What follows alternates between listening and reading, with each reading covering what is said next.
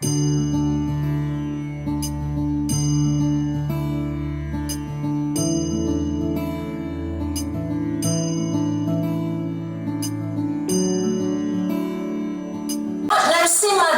slays the king of the demons. Lord Narsimha is the fourth avatar of Lord Krishna who appeared to kill the demon Hiranyakashipu. Lord Narsimha appeared to destroy the demon Hiranyakashipu and to protect his innocent devotee Prahlada, who was only 5 years old. He was tortured by his own father, Hiranyakashipu, who disliked Prahlada, worshipping the Supreme Personality of Godhead. Lord Narsimha outwitted Hiranyakasipu, who thought that he had been blessed to never die in any series of eventualities. Thus, the Lord's appearance in a fierce half-man, half-lion form shows us that not one soul can outwit the Supreme Lord. It also shows us that the Supreme Lord will always protect his devotees in any difficulties. When Lord Vishnu, in the form of Varahadev, the boar, killed Hiranyaksa to lament. Filled with rage and biting his lips, Hiranyakashipu gazed at the sky with eyes that blazed in anger, making the whole sky smoking. In his anger, he ordered the demons to immediately go wherever there is good protection for the cows and brahmanas, and wherever the Vedas are studied in terms of the Varnashrama principles, and set fire to those places. Hiranyakashipu began to hate Lord Vishnu. He vowed to kill him by gaining mystical powers, which he believes Brahma, the chief among the Devas, will award to him if he undergoes many years of great austerity and penance, just as Brahma awarded powers to other Rakshasas.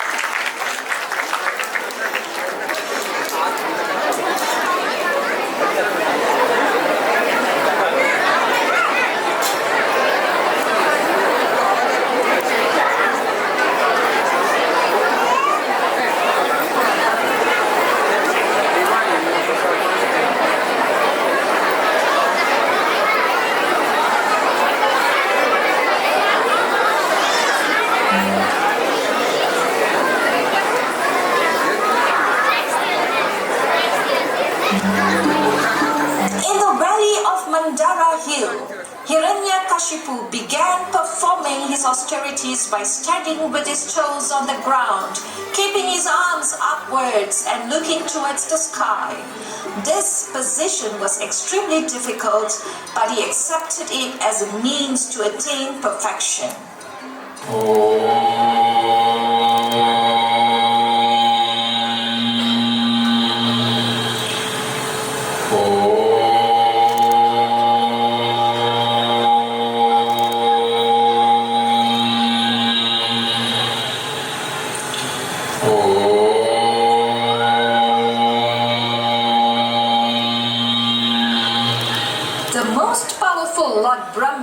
Accompanied by Bhrigu, Daksha, and other great sages, immediately rushed to the place where Hiranyakashipu was performing his penances and austerities.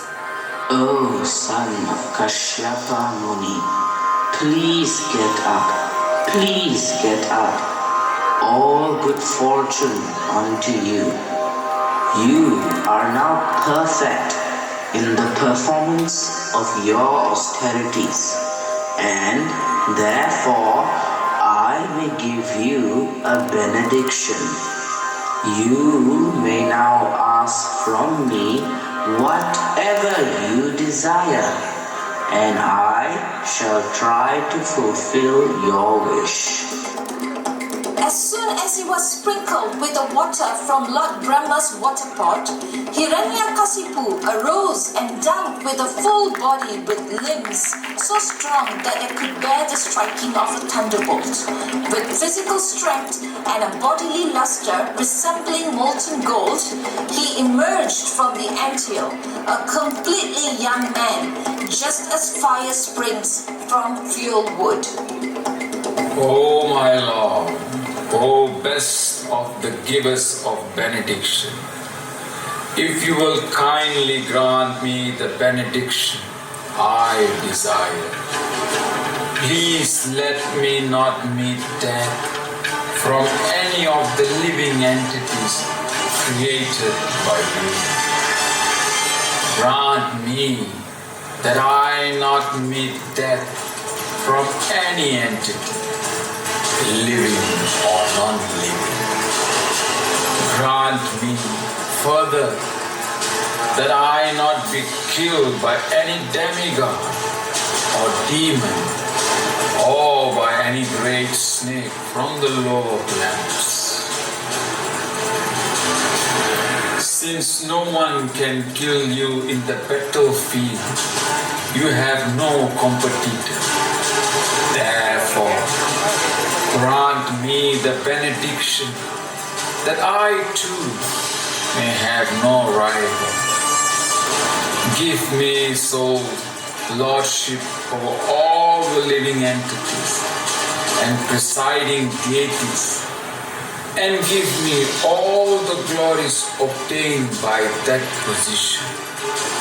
Furthermore, give me all the mystic powers attained by long austerities and the practice of yoga, for these cannot be lost at any time. Hatashtu.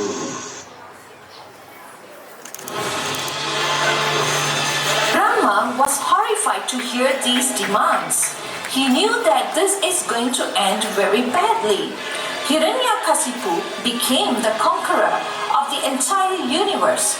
Indeed, that great demon conquered all the planets in the three worlds, upper, middle, and lower, including the planets of the human beings, the Gandharvas, the Garudas, the great serpents, the Siddhas, Charanas, and Vidyadharas, the great saints, Yamaraja, the Manus, the Yakshas, the Rakshasas, the Pisachas, and their masters, and the masters of the ghosts and bhutas.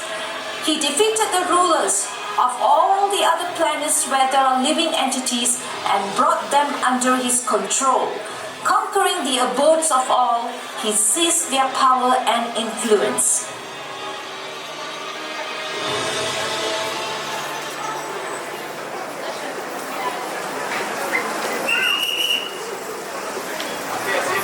When Hiranyakashipu left his kingdom and went to the mountain known as Mandarachala to execute severe austerities, all the demons scattered. Hiranyakasipu's wife Kayadu was pregnant at the time, and the demigods, mistakenly thinking that she carried another demon in her womb, arrested her. Their plan was that as soon as the child took birth, they would kill him. While they were taking Kayadu to the heavenly planets, they met Narada Muni, who stopped them from taking her away and took her to his ashrama until Hiranyakasipu's return. Devas, please arrest this woman, the wife of Hiranyakashipu. She is carrying the son of Hiranyakashipu, who one day will terrorize the earth, just as his father. We need to stop this from happening. Oh Indra, please have mercy on me, as I'm helpless. Please do not kill my child. It is not fair to kidnap the wife of person who is helpless. O Indra, king of the Devatas, this woman is certainly sinless. You shouldn't treat her in this merciless way. O greatly fortunate one, this chaste woman is the wife of another. You must immediately release her. In the womb of this woman, the wife of the demon Hiranyakashipu is the seed of that great demon. Therefore, let her remain in our custody until her child is delivered, and then we shall release her. The child within this woman's womb is faultless and sinless. Indeed, He is a great devotee, a powerful servant of the Supreme Personality of Godhead. Therefore, you will not be able to kill him. Narada Muni, I trust you and respect your words. I release her now. My dear child, please remain in my ashram until the arrival of your husband. In Narada Muni's ashrama, Kayadu prayed for the protection of the baby in her womb, and Narada Muni reassured her and gave her instructions on spiritual knowledge. Taking advantage of those instructions, Prahlada Maharaja, although a small baby within the womb, listened very carefully.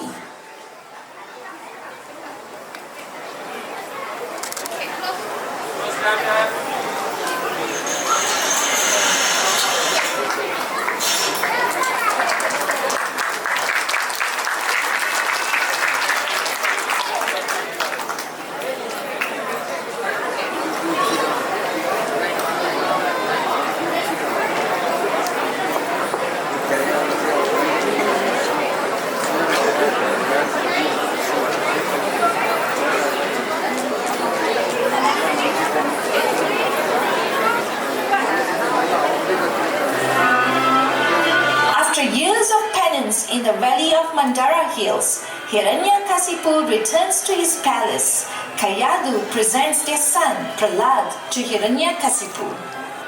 My dear son, please let me know what you think is the best of all the subjects you have studied from your teachers.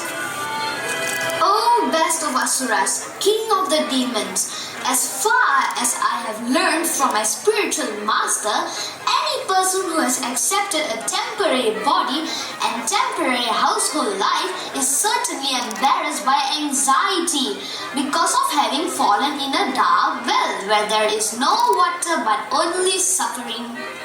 One should give up this position and go to the forest. More clearly, one should go to Vrindavana, where only Krishna consciousness is prevalent. One should thus take shelter of the Supreme Personality of Godhead.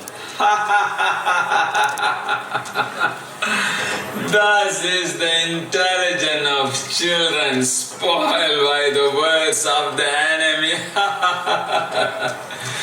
My dear demons, give complete protection to this boy at the Gurukula where he is instructed, so that his intelligence will not be further influenced by Vaishnavas who may go there in disguise. Yes, my lord.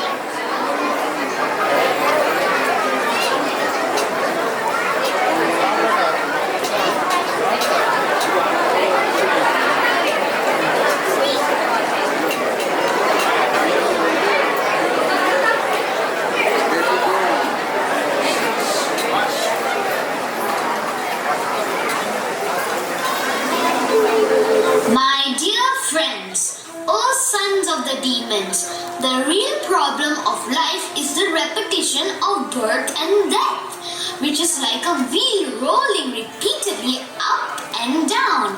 This wheel, however, completely stops when one is in touch with the Supreme Personality of Godhead. In this material world, to render service to the lotus feet of Govinda, the causes of all causes, and to see him everywhere is the only goal of life. This much alone is the ultimate goal of human life, as explained by all the revealed scriptures. Dear son Prahlada, all peace and good fortune unto you. Kindly do not speak lies, just reply with the truth. These boys you see are not like you, for they do not speak in a deviant way. How have you learned these instructions? How has your intelligence been spoiled in this way? O best of your family, has this pollution of your intelligence been brought about by you or by the enemies? We are all your teachers and are very eager to hear about this. Please tell us the truth. Let me offer my respectful obeisances unto the Supreme Personality of Godhead, whose external energy has created the distinctions of my friend and my enemy by deluding the intelligence of men. Indeed, I am now actually experiencing this, although I have previously heard of it from authoritative sources. Persons who always think in terms of enemy and friend are unable to ascertain the supersoul within themselves. Not to speak of them, even such exalted persons as Lord Brahma, who are fully conversant with the Vedic scriptures, are sometimes bewildered in following the principles of devotional service. The same Supreme Personality of Godhead who has created this situation has certainly given me the intelligence to take the side of your so-called enemy. Oh, please bring me a stick. This Prahlada is damaging our name and fame. Because of his bad intelligence, he has become like a cinder in the dynasty of the demons. This rascal Prahlada has appeared like a thorn tree in a forest of sandalwood. To cut down sandalwood trees, an axe is needed, and the wood of the thorn tree is very suitable for the handle of such an axe. Lord Vishnu is the axe for cutting down the sandalwood forests of the family of demons, and this Prahlada is the handle for that axe.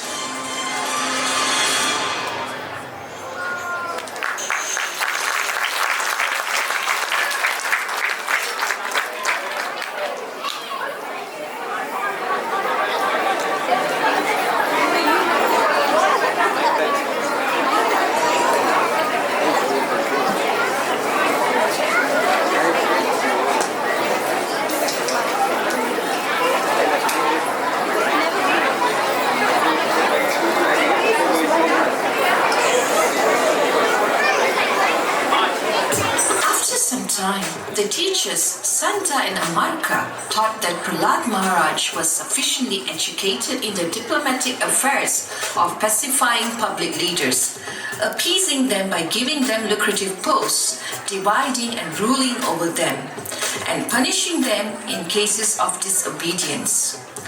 Then, one day, after Prahlad's mother had personally washed the boy and dressed him nicely with sufficient ornaments, they presented him before his father. When Hiranyakasipu saw that his child had fallen at his feet and was offering obeisances as an affectionate father, he immediately began showering blessings upon the child and embraced him with both arms. A father naturally feels happy to embrace his son, and Hiranyakasipu became very happy in this way.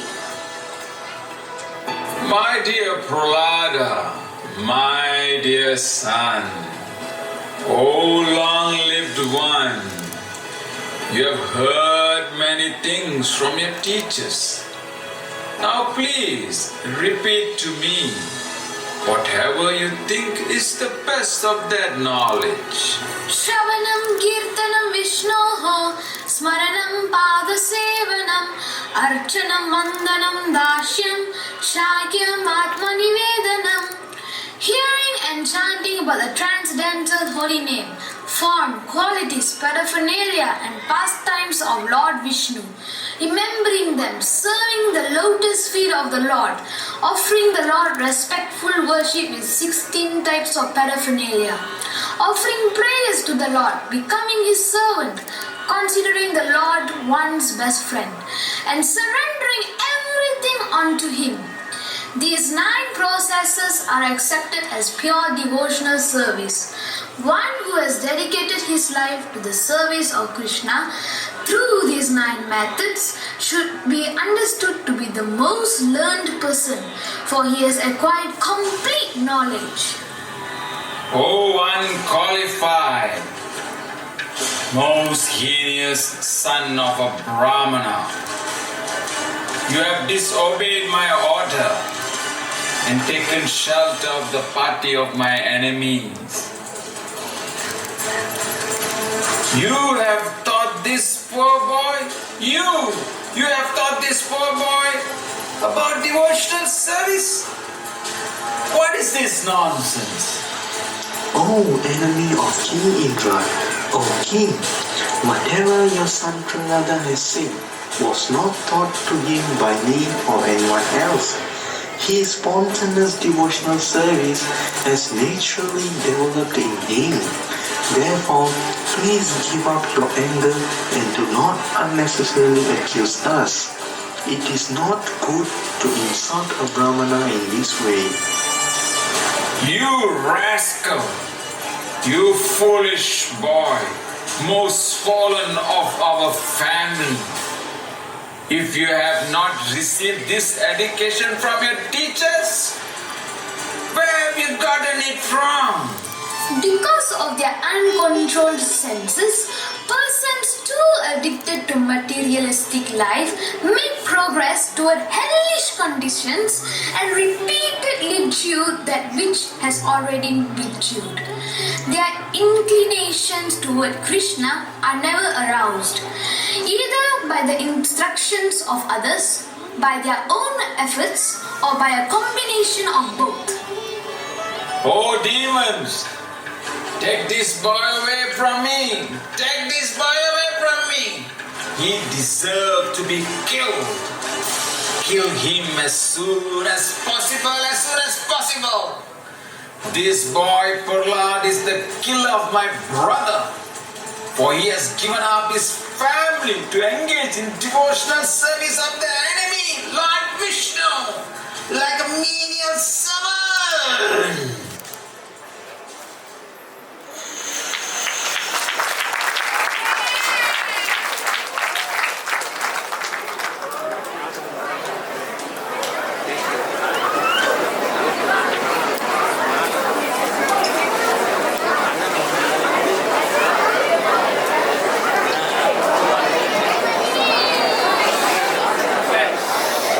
Hiranyakasipu could not kill his son by throwing him beneath the feet of big elephants, throwing him among huge fearful snakes, and applying destructive spells, hurling him from the top of a hill, conjuring up illusory tricks, administering poison, starving him, exposing him to severe cold winds, fire and water, or throwing heavy stones to crush him. When Hiranyakasipu found that he could not in any way harm Prahlada, who was completely sinless, he was in great anxiety about what to do next.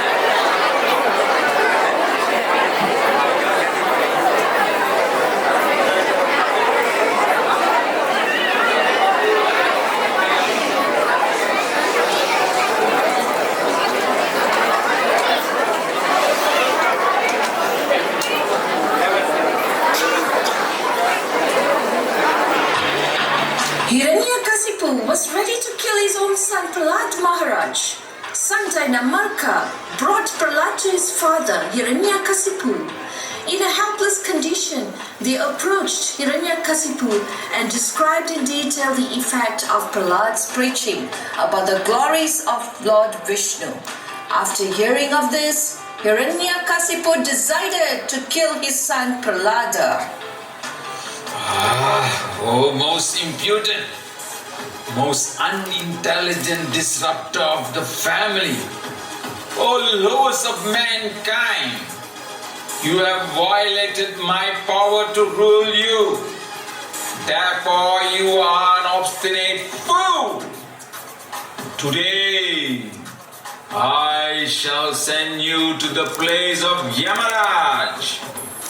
Prahlada, you know that when I am angry, all the planets of the three worlds tremble, along with their chief rulers, by whose power as a rascal like you, so impudent that you appear fearless and overstep my power to rule you. My dear king, the source of my strength of which you are asking is also the source of yours. Indeed, the original source of all kinds of strength is one. He is not only your strength or mine, but the only strength for everyone. Without him, no one can get any strength.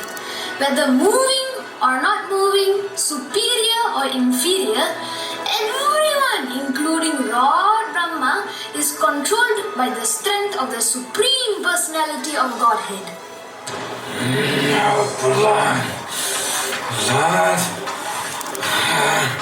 You rascal! Are you trying to minimize my value? This is our intelligence. I can therefore understand that you desire to die at my hands. For this kind of nonsensical talk is indulged by those about to die. My dear father, please give up your demoniac mentality. Do not discriminate in your heart between enemies and friends. Make your mind equipoised towards everyone except for the uncontrolled and misguided mind. There is no enemy within this world. When one sees everyone on the platform of equality, one then comes to the position of worshipping the Lord perfectly. Oh, most unfortunate Prahlada, you have always described a supreme being other than me. A supreme being who is above everything, who is the control of everyone, and who is all pervading. But where is he? Where is he? Where is he? Where is he? He is present everywhere, Father. Prahlada, Prahlada, Prahlada, Prahlada, Prahlada. Because you are speaking so much nonsense, I shall now sever your head from your body. Now, let me see your most worshipful God come to protect you. I want to see it. Is he here? Is he here? Yes, Father. Lord, Lord, where? Is he here? Is he here? Is he here? Yes, Father. Lord, Lord, is he here? Tell me exactly, is he here? Ah?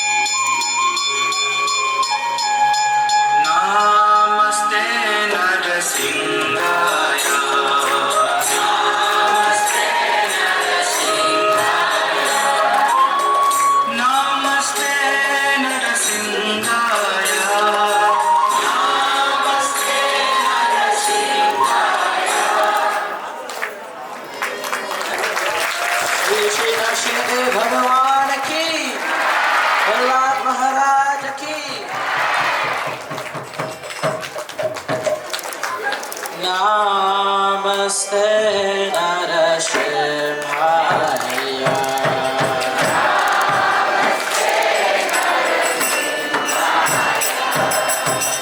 Namaste Narasimhaya.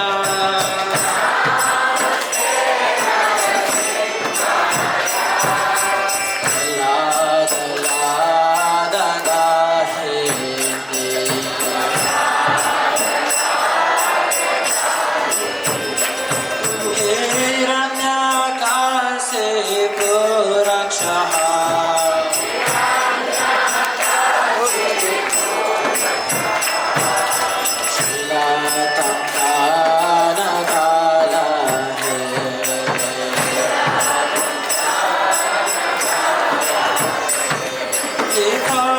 Narsimha Bharata Narsimha.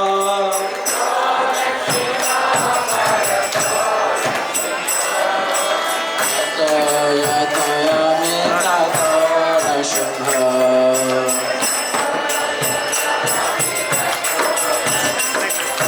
Bahe Narsimha Hridaye Narsimha.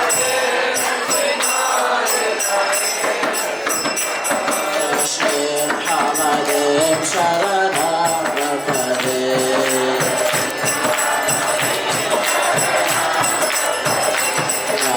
Narsimhamadem Sharanam Prapade.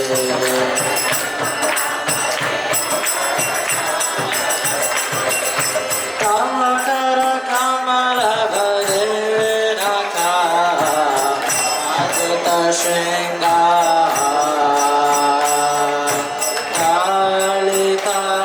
Hiranyakashipu Tanaveka Keshavadeta Naradiruha Jai Jagadisha Hare